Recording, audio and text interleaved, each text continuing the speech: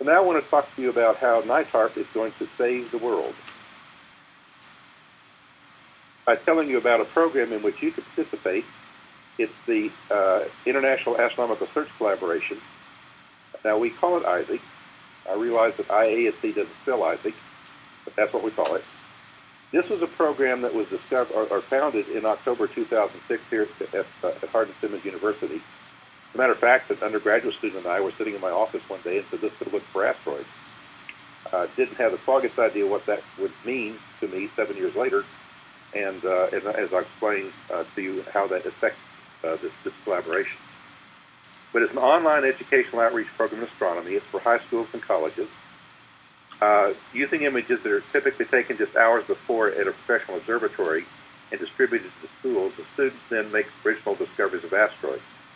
Most of these asteroids come from the main belt, but we have on occasion made some Trojan discoveries and also made some NEO discoveries.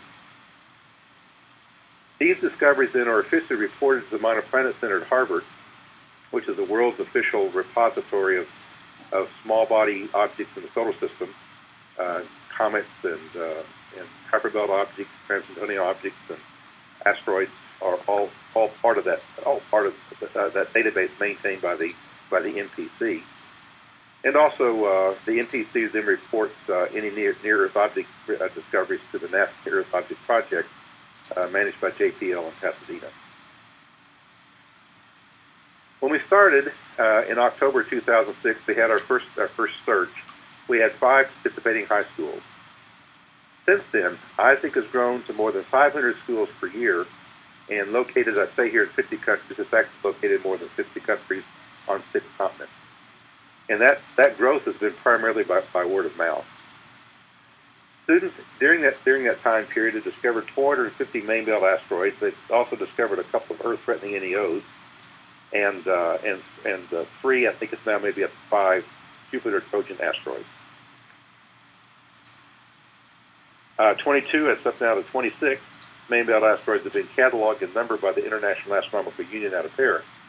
Once they're cataloged and numbered, and that process takes anywhere from 3 to 6 years, sometimes longer, then the student discoverers can officially name their asteroids. In fact, Denise will be talking here in a moment about Pan-STARRS data. She and her students made a discovery in 2008. It got numbered last year, after 4 years, and they named their asteroid after their high school, Madisonville High School. Yes, I saw some of the press releases and I echoed it out to the NITARP gang, so they should have heard about it when it happened. Good. Thank you. Here's how it works. We have several sources, data sources. One is the Astronomical Research Institute, which is a survey program in Illinois. He'll produce a series of images over a course of an evening, and he takes them in groups of 3 of the same field of view, looking at the same spot in the sky, but the first image to the last image is a time gap of 30 minutes, sometimes 60 minutes. Now, over that time period, the stars patterns don't change, but the asteroids can be shown to be changing their position with respect to those background star patterns. So those are put into school folders for the individual schools. For example, right now we've got 92 schools participating in 4 different campaigns, and each school has its own folder. Each school gets its own set of images. Kids come in the morning, students come in the morning to download the images. Then they use a program called Astronomical to search for and measure those asteroids. And if they make a discovery, then Minor Planet Center requires that within 7 to 10 days that a discovery, an initial discovery, a preliminary discovery, then is observed a second time. So you have to take a confirming set of images. And so we have another set of resources that will do that. We send a request to those resources, and they do the same thing that ARI does. They produce a set of images only 7 to 10 days later, pointing at the region where we think the asteroid is located, and download it using from their website or from our website, and using Astronomical, take the measurements, and then those measurements, along with the original measurements of the discovery, then are forwarded to the Minor Planet Center and officially inserted into their international database. Here are some of the Here are some of the sites that provide us images. The Astronomical Research Institute provides most of the images that we get each year. He has a couple of telescopes, a 0.61 meter and a 0.81 meter telescope. He's about ready to start using a 1.3 meter that he's recently built and installed at his facility. This one is, and I'll talk a little bit more about this one in a moment because this is kind of special. This is a 1.8 meter Ps1 Telescope, or Pan-STARRS 1 telescope, located on Haleakala in Maui. Haleakala is the second largest mountain or volcano mountain in Hawaii. We also get images from the Mount Lemmon Sky Center at the University of Arizona, and this is a telescope we use there, which is a 0.81 meter telescope. In fact, we discovered a comet with that telescope last April, I think it was.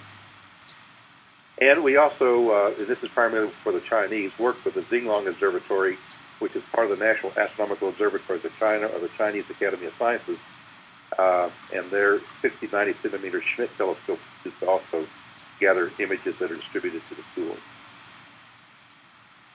Now let me tell you a little bit about this one. This is Pan-STARRS. Pan-STARRS stands for Panoramic Survey Telescope and Rapid Response System. It isn't the largest telescope in the world by any means. As a matter of fact, we have two telescopes that we use for the FAWCS project, with even bigger diameter than that one is. It's run by the Institute for Astronomy at the University of Hawaii, but what it does have is the world's largest digital scientific camera. And this is an incredible camera at CCD. It produces images that stretch 7 degrees across the sky, that's in both dimensions, or it's 14 times the size of a full moon. So that means that one image you could lay out whatever 14 squared is, 156, 96 images of a full moon. And each image contains 1.4 billion pixels, which is as much information as a DVD movie. And this telescope will take, it only takes 40 seconds to take the image, and it will take as many as 500 of them during the course of an evening. And so over a month, if the weather is cooperative, this telescope will survey the sky, the entire sky seen from Hawaii 3 times. And then you go in and you compare them. You look for things that change from one image to the next. You can find asteroids that are moving, supernovae are things they also look for. They look for outer solar system objects, the trans-Plutonian objects. Now this actually just changed. It changed a couple of weeks ago. After I made this slide, I say during one campaign, during a campaign, we get 1 image a week. We're now getting 2 images a week. So we're partitioning those images into 416 sub-images. And we distribute those 416 sub-images out to 60 schools around the world. From one sub-image, you typically get, or from one image, you typically get about 150 main-belt asteroids. Last week, when we distributed the two, we had over 1,600 asteroids that were discovered in those 2 images. In fact, when we were designing the EPO program for Pan-STARRS, we ran some test images, and on the very first test, we were only using 2. We actually get 4 at once from Pan-STARRS. If you look here, you can see the asteroid blinking back and forth. And up here, you can see another asteroid blinking back and forth. So we made 2 discoveries when we were just running a test.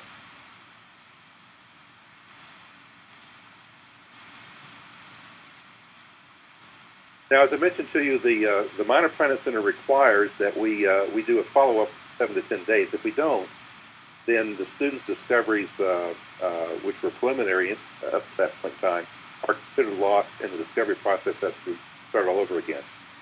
So we have a number of locations around the world that we use. This one is a network of telescopes, private network of telescopes in Parksville called the Sierra Stars Observatory Network. We get about 5 hours a month on the FAWCS telescopes. Those are 2-meter telescopes. One's located on Haleakala, the same place as Pan-STARRS 1 telescope is, and the other is located in Siding Spring, Australia. And we use this follow-up. This one's at Charleston State University here on the upper right, 32-inch or 80.81 meter telescope that we use for follow-up. But our workhorse is this one. This is the 1.3 meter robotically controlled telescope, which is managed by Western Kentucky University and is located at Peak National Observatory. And Western Kentucky University approached me in the summer of 2011 and said they had this telescope that was underutilized and wanted to know if we could use it. And I said, well, I can. So, to make a long story short, we wound up using this telescope, and we're now using it 40% of the time. Now, we did that kind of in a sneaky way. One of my data reduction volunteers wrote a program that goes in and looks at all the requests in the queue. And so as not to interfere with the professional research being done with that telescope, we request time on the telescope in between those professional requests.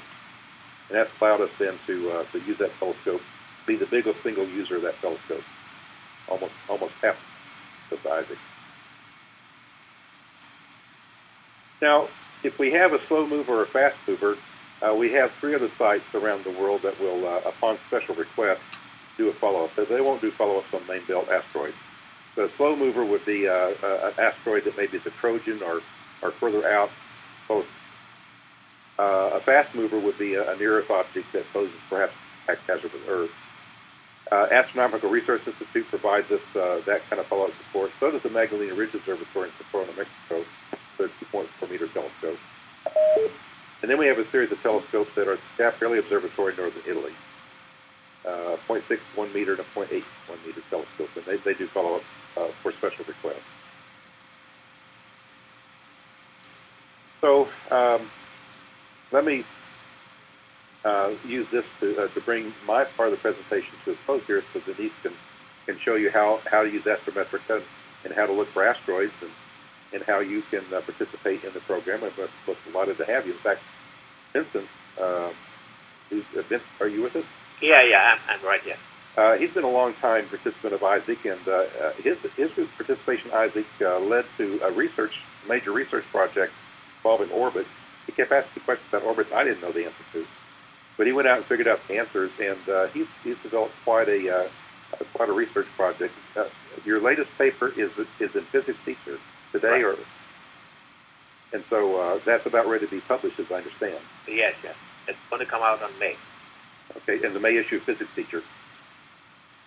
So you need to look for that. Vince has an advanced copy of it he sent me, and he indicated he would be happy to share that with you if you were so interested. Yeah, I'm going to add it to Vincent's profile page on the brand new website here. Oh, excellent. That's a very impressive project. These are some students who made discoveries. This is a high school student in Hyannisport, Massachusetts, who discovered an asteroid a couple of years ago. I sent her an email, and she got it, and telling her she had made this discovery. And it was kind of late at night. She was down in the basement working on her computer, doing homework, I guess, or texting or something. And as soon as she got my email, she started dancing around the computer, went upstairs, started dancing around her parents' television set. They said, well, what's wrong with you? And they said, well, I discovered an asteroid. Later, the local astronomy club gave her an award, and she got recognition for that. These are closer to home here in Texas. This is a community college outside of Dallas. It's in the Spring Creek campus, Collin County. These are 4 community college students who discovered 3 asteroids during one of our programs. This is a group out of Brazil. That's Dr. Gustavo Rojas from a university in Puerto Alegre. He coordinates about 12 different schools that participate from Brazil. This is one of his teams at his local school that have gone out and searched for asteroids, discovered some. This is a group of students from Bulgaria. We work with an observatory in Varna, Bulgaria, that goes out and recruits schools throughout that country. And the stuff that she's recruited about 15 different schools and trained the teachers who participate in ISAC. This is the National Astronomical Observatories of China. This lady here is Hongxin Gao, with a group of students. They're using astrometrics here. Now, she's pointing to a bright star, so obviously she's not looking at asteroids. She's posing for the picture. But we have about 12 schools in the Beijing area that participate through her coordination. That participate each year in ISAC campaigns. Portugal, we have 50 schools in Portugal that participate. We have a group out of Lisbon called Nucleo that goes out and recruits schools throughout that country and also through the former Portuguese colonies in Africa that participate in ISAC. And each year they increase the number. This year it was 50. This is Shizuka University, Japan. We don't have very many Japanese schools, but we do have a couple. This is another picture taken from Japan showing a large group of students who are working on astrometric statistics. A group of high school students in Broad Run High School outside of Manassas, Virginia. A group of students at the Thomas Jefferson High School located in Alexandria, Virginia. And I went, my student assistant and I went and visited both of those schools in 2010. And these are students, 3 students from Mozambique. Right now in the current ISAC campaigns, we've got schools participating from Mozambique. They haven't made discoveries yet, but they've observed some NEOs and they've made some NEO confirmation mechanisms. They're coming along. India, we work with an organization out of New Delhi called SPACE, and that organization goes out and recruits schools from all around that country, and they participate during the summer months. And we'll have 75 schools starting May, about mid-May until mid-August from India that we participate in the ISAC campaign. One of our favorite countries is Poland. We have about 20 schools in Poland participate, and we were given, this is an award ceremony at which a plaque was given to a student who made a number of discoveries several years ago. And this is a big deal. The entire city comes out and celebrates the event. And the mayor's there, the cousins, uncles, and aunts, the city council, the school board, everybody's there. And see these students receive this award. Oh, I did forget to mention one thing to you before I close. ISAC is free. Could not figure out how to charge 3 students from Mozambique to participate in ISAC, so we just said we'll do it for free. And the reason we can do this is because no cost to participate in schools is because ISAC is run by volunteers. And the resources that are provided to us are donated, with one exception, are donated. And it's this group of volunteers who manage the program behind the scenes and make this thing work. I just kind of keep things on track. They do all the work. And I haven't met most of these people. They've come to me through the internet and by word of mouth and said, well, I'd like to do something here. And so I arranged for them to, we've been trained and have them do that. They participate. And these are just some of the countries that, for which we have volunteers, in which we've got volunteers that support the ISAC program.